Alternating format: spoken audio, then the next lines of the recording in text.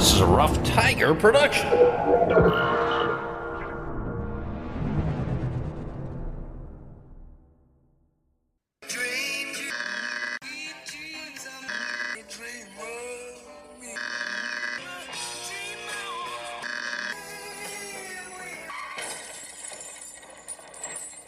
And you, and you, and you, and you were there. Some of it wasn't very nice, but most of it was beautiful. What's up, Mo? Not a lot, Brian. How are you? Doing fine. We're back again for another episode of Dream Idiots. Welcome back. And welcome back to you, our listeners. Thank you so much for being here each and every week, or as a few of you do. I know you save up a bunch of this goodness and use it while you're out mowing your lawns and taking care of stuff. No matter how you listen, thanks for listening. Absolutely. Thanks for subscribing and sharing. You can check us out on Instagram at Dream Idiots, on Facebook at Dream Idiots. You can go to dreamidiots.com and see us there as well. Look at our merchandise. And you can reach out to us as well at dreamidiotspodcast@gmail if you would like. And thanks for your 5-star ratings and your reviews of late. We've had quite a few come in, which is always good to see. We appreciate it. It is indeed. Do we have any updates, Brian? No updates for me. Woo! Well, I'm going to get right into it, and I'm going to dip my toe and maybe even my whole foot into that pool of the stuff we say we never cover here, Brian, and that is true crime. I do have a story today. It is a very sad story. Not a lot of laughs in this, but it is for the true crime contingent. In this story, a death in Nutter Fort. To my knowledge, this hasn't been covered on any podcast ever anywhere. I honestly don't think it is. There's a complete lack of information about this case on the interwebs. I found one page that mentions it. Although there was a recent episode of Small Town Murder with James Petrogallo and Jimmy Wisman, which covered a horrific series of murders in the same geographical area. It dropped as I was preparing this story, and I was fully prepared for this to show up. Yeah, for them to ruin it. Okay, yeah. I will address that later. Let's get started. Tiny Nutter Fort, West Virginia, lies in the north central part of that state. It's a small town of some 1,500 residents. Some might call it a suburb of larger Clarksburg to the northwest. Clarksburg has 16,000 or so residents. Have you heard of Nutter Fort, Brian? No, Nutter Fork? No, never have. Nutter Fort. Nutter Fort, sorry, as in a fort. On June 23rd, 1997, 74-year-old Edwin Hugh Mearns was in his workshop where he spent a good deal of his time. He was well known for his skill in rebuilding and refurbishing vintage automobiles. I will refer to him by Hugh, as that is what family and friends called him. At some point on that day, June 23rd, a family member went to fetch Hugh for some reason or another, but couldn't find him. He was in the final stages of completing a rebuild of a chassis for what would become a large convertible automobile. The workshop was open and unlocked, but he had vanished. It was as if he had stepped out for a cup of coffee and never returned. Searches in the wooded area around his home and workshop found no trace. A month later, at a vintage car meet over in Hot Springs, Virginia, about 144 miles and 3 hours to the southeast, the convention hallways of the Homestead Resort were dotted with photocopied "Have you seen me" signs. These featured Hugh's photo in hopes that somehow someone in this club had been in contact with him in the period of time since his disappearance.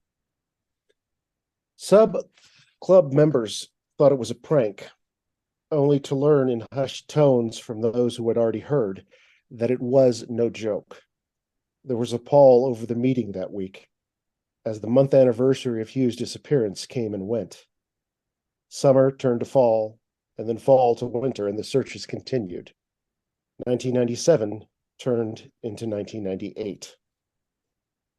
Meanwhile, the family tried to address Hugh's business concerns, paying bills and contacting clients.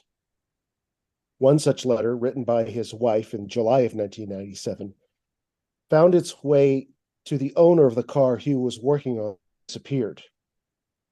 Hugh had both sold the car to the client and refurbished it. The work on the car was almost complete. The letter read, these are excerpts, not in full. You will have to fill out the bill of sale as we don't know all the particulars. We feel you will be honest about it. Hugh held you in high regard. This tragic episode may never be solved. So far, no leads of any kind.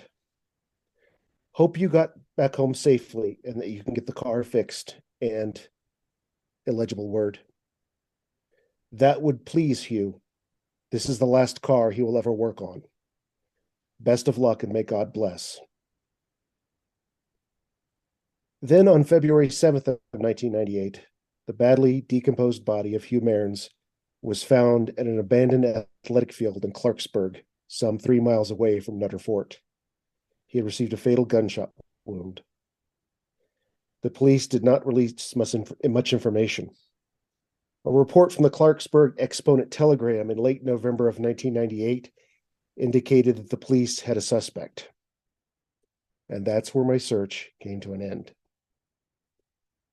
In the 25 years since his remains were discovered, to the best of my knowledge, there has been no progress on Hugh's case.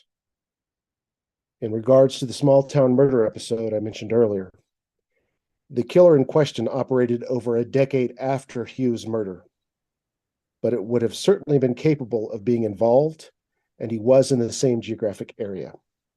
That suspect has since deceased. But what of that final car? The final automobile Hugh worked on was a 1924 Rolls-Royce Silver Ghost open touring car.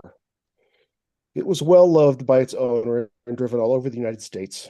It was shipped to Europe for an Alpine tour. Included on its dash was a small brass plate bearing a single word, Hugh, as the car came to be known as such, a small tribute to a talented man. That owner has since passed on, and the car has become the temporary property of someone else. But what does endure beyond the death of its owner and the senseless murder of a magnificent craftsman is the romantic and classic beauty of a magnificent machine, now approaching its own centennial, as Hugh would next year. As it is often said by those who restore and rebuild them, we don't really own these cars. We get to take care of them for a while. Hugh Mearns knew how to take care of cars. If you have any information pertaining to the 1997 disappearance and murder of Hugh Mearns, please contact the Nutter Fort, West Virginia Police Department at 304-622-6351, the Clarksburg, West Virginia Police Department at 304-624-1618, or the West Virginia State Police at 304-746-2100. Sources for this very brief excursion: James Fisher article, Authorities Still Awaiting Test Results in the Mearns Murder Case, from the November 27th, 1998 article appearing in the Clarksburg Exponent Telegram. This was a website so old, Bryan, that it actually had the disclaimer, works best with Internet Explorer on it. That's never a good sign. Some of my personal notes and personal correspondence between the Mearns family and the owner of said automobile. I searched long and hard for any information on this case and could find absolutely nothing. It seemed like a very difficult case from the very beginning when he disappeared. Well, now 26 years ago, I suppose. Wow. And I think that as Hugh would be 100 years old, I don't think this case will get any traction, but maybe someday, somehow, we will gain some information that might indicate what happened to him on that day in 1997. Yeah, it's weird, scary, bizarre stuff. So, I mean, presumably someone just happened upon him and then ordered him out at gunpoint, and he was found 3 miles from his house. Yes, 3 miles. Yeah. Whatever, took it over cash off of him and shot him, I guess. But still, the fact, that's not that long ago. So I mean, how many cases are out there that are similar to that, right? I mean, so many people just vanish outright. Like 100,000 people vanish outright every year, I think. And then just, I don't know. It's alarming how many cases there are out there like this that are just like, who knows? They were operating under a couple of ideas that perhaps he had some kind of stroke situation and wandered off and was injured, or some other medical condition that had him wander off. And then they started really looking at the idea that he was the victim of, quite frankly, a drifter, which is the story that you always heard. But right. We started to realize that never happened. But in this case, perhaps is exactly what it was: a drifter who just happened to pass through, right, and found him in a vulnerable position by himself in his workshop, and took advantage of it, as you said, and escorted him out, right, with a knife or with a gun, or under the guise of needing help about something, or who knows. Right. Yeah, my car is dead nearby. Right. So something along those lines. Right. Right. Seeing that he was clearly working on a car at the time. Right. As I said, not a lot of jokes to be had with this. A loss of a really nice gentleman, a tremendous talent, a family man, lots of friends, well known in his community, right. And one of the sad unsolved cases in our society. Right. Yeah. Death in Nutter Fort. Awesome. Well, actually not awesome, but thank you for the story. Yeah. Tons of stories out there like that. But so if you happen to live, if you live in the area and you think you might know something. Yeah, and the James and Jimmy episode over in Small Town Murder, I think it's called The Rantings of a Madman. It's a recent episode. It was in the last 2 weeks here. Okay. In May of 2023. So check out that episode on Small Town Murder. Because for a long time I was like, oh, this is the guy. It's connected. And then it's not some connected. It's 12 years after his disappearance. Yeah. And although, there's the guy that they talk about in their episode was 45 at the time. He would have been about 32 when he disappeared. So he was certainly capable of doing it. There's no indication that he did, but he was certainly in the area, and he was of the right age to do it. So and had the propensity, I guess, right? It sounds like it from, by the yeah. way, James and Jimmy were telling the story. So yeah, stop shooting people. That's our motto. Yes. Yep. As it Trevor Noah said, the one thing that all shootings have in common is there was a gun involved. So right. So my story this week, the genesis of this story actually came from a friend of mine who had a post on Instagram a few months ago. I was scrolling down late at night and I saw a picture that she posted.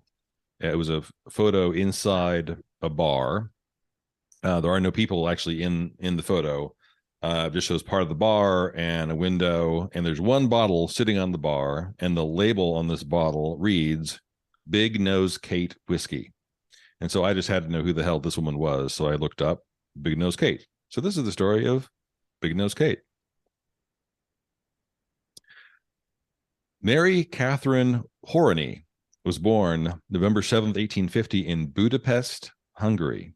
She was the second oldest daughter of a Hungarian physician, Dr. Michael Horany. In 1860, Dr. Horany and his second wife, Katerina, and his children left Hungary for the U.S., or at least North America. It's likely that they came through Ellis Island, arriving on the German ship, the Bremen, in September 1860. But there's also another story that suggests that Dr. Horany had been appointed to the position of personal physician to the Austrian-born Emperor of Mexico, Maximilian I. Maximilian the First had been installed there by Napoleon the Third, and supposedly Big Nose Kate's father was his doctor. But this is likely myth. There's no real evidence to prove this claim. It's likely that they were just, one of jillions of other immigrants that came through Ellis Island around that time, and someone created this story to give them a more aristocratic backstory. The Horney family moves to Davenport, Iowa, settles in a predominantly German area in 1862, but only 3 years later, both Horney and his wife die within a month of each other, leaving Mary Catherine and her younger siblings as orphans. They're placed in the home of a brother-in-law, Gustav Susemiddel, in 1870, and then later on were left in the care of an attorney, a guy named Otto Smith. The 1870 census shows, for Davenport, Iowa, shows Kate's younger sister, Wilhelmina, as being there working as a domestic in 1870. But Kate's name is not on those census rolls because by now Kate is long gone. At age 16, she has run away from foster home. She stows away on a boat, a river boat bound for St. Louis. She would later claim that she had been found by the boat's captain, a man named Fisher, who found her but didn't kick her off, didn't punish her at all, let her stay on the boat, and she briefly used his last name as her own. While in St. Louis, Kate claims that she married a guy named Silas Melvin, and that the two had a son. Subsequent to that, husband and son, she claimed later, may or may not have died of yellow fever, but no records show that the marriage even existed. There's no sign of a birth, and there's no proof of the death of either Melvin or the child. The census shows that there is a Silas Melvin who lived in St. Louis in the mid-1860s, but he was married to a steamship captain's daughter, someone named Mary. The census also shows another Melvin who worked at an asylum. So records are incomplete. It's possible all this was just made up, but we do know that by the time she reached St. Louis, she starts working as a prostitute around this time. It's also in St. Louis that she first meets a man named John Henry Holliday. So Doc Holliday at the time is 21 years old. He had recently graduated from dental college. I forgot the Doc Holliday. I thought that was just a nickname. I forgot he was actually a dentist, a trained dentist. And he was in the loosest sense, right, term, trained dentist. Right. He was working just a few doors down where Big Nose Kate was plying her trade. But in 1872, they parted ways. Holliday, according to her, she was under the impression that he was returning to Georgia to open up a dental practice there. By 1874, she leaves St. Louis and moves to Dodge City, Kansas. In Dodge City, there's evidence that she was fined at least once for working as a, quote, sporting woman in a sporting house run by Nellie, quote, Bessie Ketchum Earp, James Earp's wife. So sporting woman was the euphemism at the time for a prostitute. 1876, she moves on again, now to Fort Griffin, Texas, where she met Wyatt Earp and began again her lifetime involvement with Doc Holliday, because by then he's in Fort Griffin as well. Where's Fort Griffin? Fort Griffin, I guarantee you, Fort Griffin is, you would miss it if you blinked. It is essentially straight west of Fort Worth, and straight north of Abilene. So like 60 or 70 miles, out, and then so essentially then probably, I didn't look at the map this closely, straight south or southwest Wichita Falls. So out there, on the plains, and I guarantee you there's not much more there now than there was then. Probably. It was Wyatt Earp that actually gave her the nickname Big Nose Kate. He would later write that it was not an actual comment on the size of her nose, but the nickname referred to her strong and bold character. She definitely had a fierce temper. She really valued her freedom above all else. And while it's pretty clear from later writings that Wyatt Earp respected her a lot, he kind of wasn't really fond of her, and it's also clear that the feeling was reciprocal. She didn't like him either. but she was definitely hard charging, hard drinking, super smart, didn't ask permission for shit, and didn't apologize for her profession. She wanted to go her own way. Doc actually said of her at one point that he was the first woman he ever met that was his intellectual equal. So around this time, there are some unproven reports that Kate owned and operated a bordello actually in Tombstone. That is also disputed. There's also a woman named Rowdy Kate who went by the name Rowdy Kate, who may have also had a sporting woman, so may have also ran a bordello. So it's possible those two names are just conflated. But she did own a miners' boarding house in Globe, Arizona, along Broad Street. By her own account, Kate and Doc Holliday went to Trinidad, Colorado, and then to Las Vegas, New Mexico. Holliday was briefly a barkeep there at a saloon on Center Street. Doc and Kate met up with Wyatt and his brothers on their way to the Arizona territory. Virgil Earp had already been in Prescott before Wyatt persuaded his brothers to move to Tombstone with him. Holliday at the time was making money at the gambling tables in Prescott, and then he and Kate part ways briefly. Kate goes back to Globe, Arizona, but can't stay away.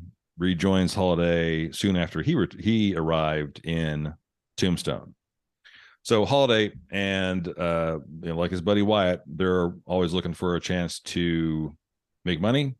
And Holliday joins the Earps in Tombstone in the fall of 1880. March 15th, 1881, 10 p.m., there are three cowboys who attempt to rob a Kinnear and Company stagecoach. Stagecoach is carrying 26 grand in silver bullion, and which is, I think like $600,000 in today's money. And this is near Benson, Arizona. The driver of the stagecoach, Eli Philpott, and the passenger, Peter Ronig, are both killed. A guy named Bill Leonard, who's a former watchmaker, was also one of the men implicated in this, and Leonard was a good friend of Doc Holliday's. Around the same period of time, because Kate has a temper and Doc Holliday has a temper, the two of them have an argument over something. The county sheriff at the time is a guy named Johnny Behan. He and Milt Joyce, who's a county supervisor, decide to play a little game here, and they get Big Nose Kate drunk, and then Behan and Joyce suggest to her that a way to get even with Holliday for being, for whatever their fight was about, they encourage her to implicate Holliday in this robbery and in the murder of these guys, and she falls for it. Based on her testimony, the judge, a guy named Wells Spicer, issues an arrest warrant for Holliday. But then the Earps find witnesses who kind of test the fact Holliday was somewhere else at the time of the murder. And then Kate subsequent testifies that Behan and Joyce had influenced her, had gotten her drunk, and made her sign a document she didn't understand. And then so the judge realizes it's all manufactured, frees Holliday, and he's out. DA then also throws off the charges, and it's ridiculous. After Holliday is released from jail for all this, he gives Kate money and puts her on the stagecoach back to Globe. But again, she doesn't stay there for long, and she comes back to Tombstone again. In 1939, in a letter to her niece, shortly before she dies, she writes a letter to her niece, Lillian, and Kate claims after the fact she was in Tombstone in the area with Holliday during the days right around the shootout at the OK Corral. Kate reminisces about her stay with Holliday at a place called Fly's Boarding House. They had a room above the photography studio there and alongside the alley where the shootout would later take place. She is extremely precise in a lot of the things that she writes about and testifies to after the fact. And she recalls going to a fiesta. That's the St. Augustine Feast and Fair in Levin Park in October 1881. On October 20th, 1881, Morgan Earp is when he rides to Tucson to alert Holliday about the impending trouble. According to Kate, Holliday asks her to stay in Tucson just to be out of the way and for her safety, but she refused. She goes along with Holliday and Earp back to Tombstone. Kate wrote later, on the day of the gunfight, there was a man who entered Fly's boarding house with a bandaged head and carrying a rifle, and he's looking for Doc Holliday. Holliday is still in bed after having been up all night gambling, and the guy is then turned away by Mrs. Fly, and the guy is later identified as being Ike Clanton, who's later at the shootout. And it's clear that later on, it's clear that Virgil Earp had met Ike in town, and it's Virgil that gave him the bandage. But it says in one summary of the event that Clanton had been buffaloed by Virgil Earp. This is a time, I mean, this is the Wild West, but there actually were gun laws on the books. You couldn't go into Tombstone armed. And so Clanton runs into Earp, and Earp relieves him of both his rifle and his pistol, and probably takes the pistol, or takes the rifle away from him, and probably hits him in the head with the butt of the gun, just for being a dumbass. So Earp disarms him and tells him that your guns will be held at the Grand Hotel, and when you're leaving town, you can go there and get them. The Grand Hotel was the hotel favored by cowboys when they were in town. He I think I can actually never gets his gun, because he testifies later he has to go and buy another gun while he is in town. But nevertheless, Clanton happily is unarmed at the time of the shootout. He doesn't get the weapons until much later. Kate swears the up and Grand down. Hotel. The cowboys are sipping tea and having crumpets, and they're just delightful. It's the Grand Hotel. It's check your gun. You may not have your guns. I say, let's go to the Grand Hotel. There's an author named Glenn Boyer who in his research anyway disputes that his claim basically is that there's no way Kate could have seen anything from their room, because she would have to have stick her head way out and turn to one side. There's no way she saw the gunfight, but she swears that she did. But it's likely that she heard testimony from accounts after the fact and repeated them as if they were firsthand accounts. Kate later stated that after the shootout, Doc returned to their room, sat on the edge of his bed, and wept at what had happened, because the fight itself, the shootout, was all extremely close range. And he apparently collapses in tears and says, "That was awful. That was just awful." But it's hard to know whether any of that is actually true or not. After the shootout, Kate reportedly makes several trips back to Tombstone to see Holliday until he left for Colorado in 1882. Kate later travels to Redstone, Colorado. She lives for a time near Glenwood Springs, Colorado. After his death, some historians have attempted to connect Kate and Doc in multiple attempts to reconcile. But eventually, after his death, she marries a man named George Cummings. She lives in Aspen. In 1890, after working in several mining camps throughout Colorado, they then moved to Bisbee, Arizona. She ran a bakery there for a period of time. After returning to Wilcox, Arizona, which is in Cochise County, Cummings is basically a drunk and is beating her, so they separate. He later commits suicide, happily. In 1900, Kate moves to Dos Cabezas, Arizona, which is now, I believe, is now a ghost town, but worked at a hotel there. By 1910, Kate is on the U.S. Census in Dos Cabezas, Arizona, as living at the home of a miner named John J. Howard. And when Howard dies in 1930, Kate is still there, and Kate is actually named the executrix of his estate.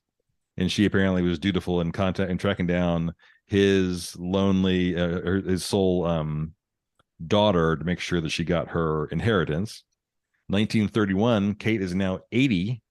For some reason, she's moderately good friends with the governor of Arizona, a guy named George Hunt, and petitions him to be allowed admittance into what is called the Arizona Pioneers Home in Prescott, Arizona. It's a home established for the care of former destitute miners and pioneers of the Arizona Territory. After going back and forth, it took several months, but eventually Kate is allowed to live in what's basically an old folks home of nothing but miners and folks that helped to establish the territory decades before. According to a 1935 interview, Kate was owed money by the Howard estate, but the money was a tiny amount of funds, and so she was pretty much destitute herself by the time she reached the end of her life. She was one of the very, very few female residents of the home, but she lived there for quite a while. Lived to be she was quite an outspoken resident. She helped other residents with their sort of living comforts, and she spent her time there apparently writing many letters to the Arizona state legislature.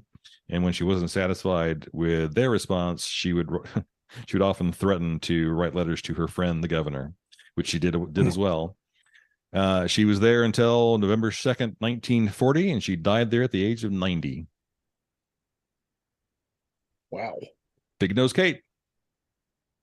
She outlived Doc Holliday by 50 years, nearly 50 years. Yeah, because he had what, the consumption? Yep. He had tuberculosis. Yeah. No. Wow. She stomped around a bit, didn't she? Yeah, I'm always sort of blown away by tales from this period of time where people went to, Bessie Coleman went from Texas to Chicago to France in the during World War One. Essentially, like, I mean, that's just impossible. That would have taken weeks, and the fact that people were doing it back then just seems stunning to me. But yeah, kind of a cool, interesting little tale. And I have no idea who owns the Big Nose Kate distillery in Santa Fe, New Mexico, but they came across her obviously at some point and thought, you know what, we should name our booze after her. Do you think she reported Doc Holliday's apparent traumatic response to the shootout as a way to kind of dig at Wyatt Earp for getting him involved in all of that? Yeah, that could well be. I mean, tall tales are often told, and stories become even taller over time, right? And so it seems as though a lot of these stories were not written down much at all until she's well into her 70s. And so, it's fish tales, right? So who the hell knows what the motivation might be? Everything gets just exaggerated with time, right? But there's probably some kernel of truth to it, but who knows? That's some cool shit. Plus, I mean, is there a cooler sounding name than Bisbee? Seriously, that's a great name. I mean, there were all kinds of cool names back then, and Yep. Bisbee's got to be one of them. That's great. Yep. Yeah, Big Nose Kate. I'm trying to think of where there's a name there's something tickling the back of my memory regarding her, and I can't think of what it is. Hate it when that happens. She was. The character of Big Nose Kate is in the Tombstone movie that where Val Kilmer played Doc Holliday, and I believe she is. Her character is in at least one other Western that is, I judge, is maybe more fictionalized, that starred John Wayne. But I didn't find all the details on that. So she's kind of tangent to some stories, but the fact that she was as hard charging and smart and unapologetic and just kind of went her own way, I kind of have respect for that. Two things that kind of shaped my perception of the story is I've never seen Tombstone. Oh, really? Believe it or not. And every time you said flies, I kept thinking of Marty McFly and Back to the Future 3. Mm-hmm. So, there's my historical accuracy for you. Right. But yeah, just this whole idea of, when to go back to another Western, when legend becomes fact, print the legend, from the man who shot Liberty Valance. Right. Cool stuff, man. Big Nose Kate. I knew I'd heard the name, but didn't know anything about her. Cool story. Yeah. She sounds like a barrel of fun until she gets you in trouble. Yeah. Hard charging is Might be a mixed blessing, but it would be fun for a while. And then it's really exhausting. Yeah, I'm too old for hard charging now. Right. Don't need that shit anymore. Good stuff. All right. Well, we ran the gamut of emotions on that one, didn't we? All right. Well, episode 68 in the can. Thanks for listening, folks. everybody. Yeah. Again, give us a rating, shoot us a review if you don't mind. Check us out online on all those platforms, Instagram and Facebook at Dream Idiots. Drop us a line at dreamidiotspodcast@gmail if you want. And thanks a lot for hanging in there with us. Yes, indeedly. And as always, be good to each other. This is a Rough Tiger production. Bong bong. Bryan. Bong bong? Bong bong. Bong bong. Good.